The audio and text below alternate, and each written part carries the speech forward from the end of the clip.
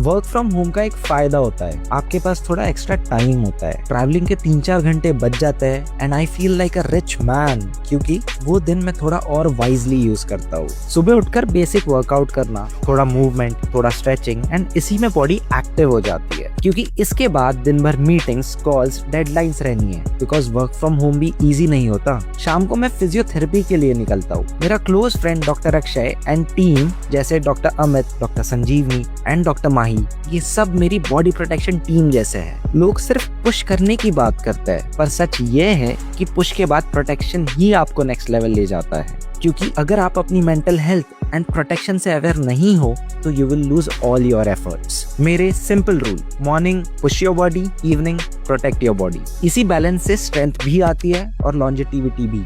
आप सिर्फ आज के लिए ट्रेन नहीं कर रहे होते, आप अपने फ्यूचर सेल्फ को सिक्योर कर रहे होते हो। आप अपनी रिकवरी कैसे मेंटेन करते हो, जरूर बताना।